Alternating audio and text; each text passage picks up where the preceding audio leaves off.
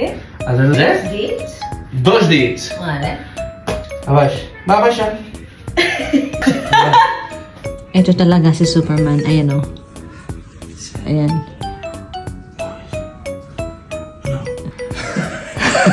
See? Si. Nandito kami ngayon sa shop kasi Wednesday gagawa ko ng Filipino food. Tingnan nyo to. Cartons. Ang tawag dyan. Ang dami, di ba? Dadalhin namin ito sa isang shop kung saan nagbebenta ng horchata. Oh, may surprise sa akin. Ano daw? Oh! Esal nando Juman. Oh! A dormir e a forjar. Oh! Marshmallow. Weird ng lasa. Kaya? Mira. Paga, ué? A ver, enseña-li. Kaya magdala na sana ng mama.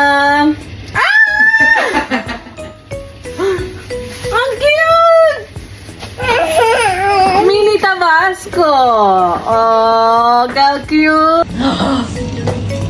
Wow, thank you, babe. ¿Entonces permiso? Sí, claro. Ahora sí que en tindràs una cada lloc, no? Sí. Jo ja me'n guardaré un. Lalagay ko sa bag ko. Para lagi ako may baong hot sauce. Yun. Thank you, babe. Thank you, thank you. Lagay na natin sa bag. Ito na ba ito? Magluluto kami ngayon ng Filipino food. Ipapakita namin sa inyo kung paano namin gawin.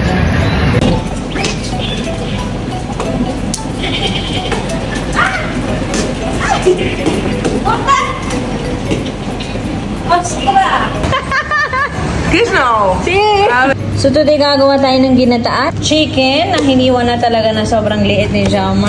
Ayan si Jaume. Hola, chef. Hello. Tapos, ito yung version ko ha. Explain what the chicken says in Spain. What the chicken says in Spain. Kikiriki! And what in the Philippines, what it says? It's tigtilaok. Hindi. It's kikiriki. No, it's tigtilaok. They speak different language.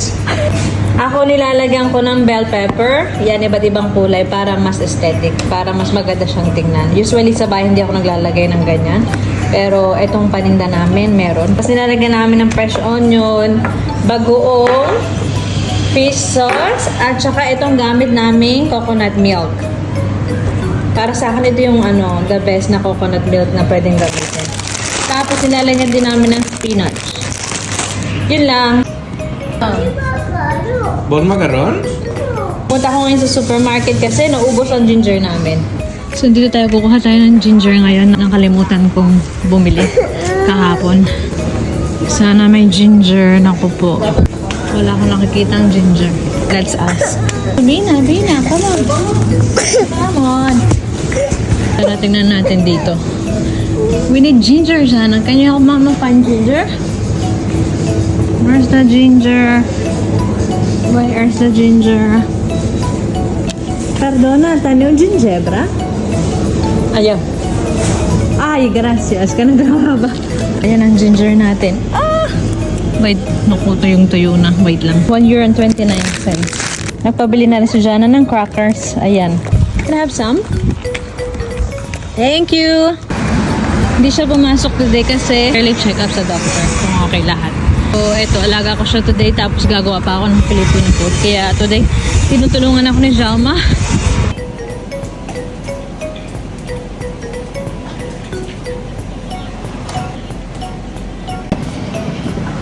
Tingnan nyo naman, grabe oh. Pumansag ang mga mantika. So, linisin muna natin bago tayo mag-ginataan. Ito nga pala yung mga ilang sausages namin. Egg sausage to. Ayan, ang dami oh. Ayan.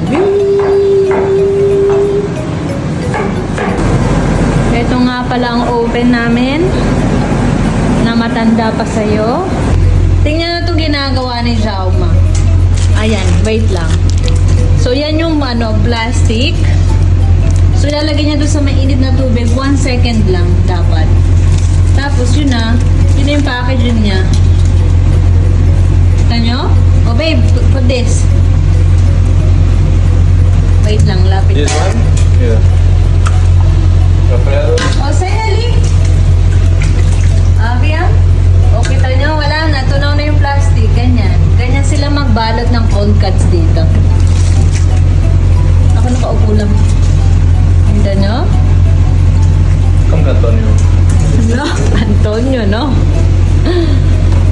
Try more.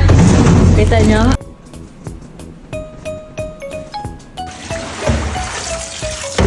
Hugasan ko ito kasi ito yung favorite kong gamitin na pan. Marami naman silang ano dito.